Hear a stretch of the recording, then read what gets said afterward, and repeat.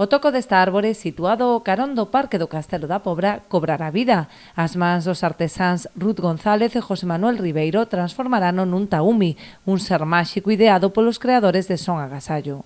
Os usuarios do Centro Ocupacional do CAD serán os encargados de darlle cor. Vamos a intentar facer un taumi, que os taumis son uns seres máxicos que creamos desde Son Agasallo, viven no Monte Taume, moi cercano aquí á Pobra do Caramiñal. Son uns seres máxicos que viven nese monte, viven agochados normalmente, pero aquí pois vamos a traelo á Pobra, que nos parece ademais un lugar perfecto, moi preto deste parque infantil.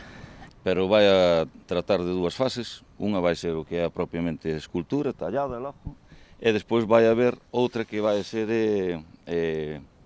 xunto cunha asociación que é a do CAD para o que é o pintado e o rematado da peza. Vai estar tratada con lasures para protexela un pouquiño destas inclemencias meteorolóxicas que poda haber, e penso que vai ser unha cousa de disfrute de aquí na Pobla.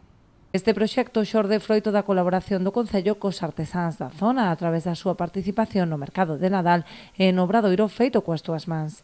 Este proxecto, como decimos, un proxecto socioeducativo, un proxecto fermoso, un proxecto máxico, nace da relación que xurde a partir dos talleres de feito coas túas mans que nós estamos realizando cas parroquias, xurde tamén de Son Agasallo, de que participa con nós no mercado do Nadal, e a partir de toda esa trayectoria é cando vamos dibuixando pois o que se vai a realizar neste momento, que é, como ben dixen antes, convertir unha natureza morta nun ser máxico. Os veciños poderán seguir o proceso creativo que se iniciará a finais deste mes, coa intención de estar rematado de cara ao Nadal.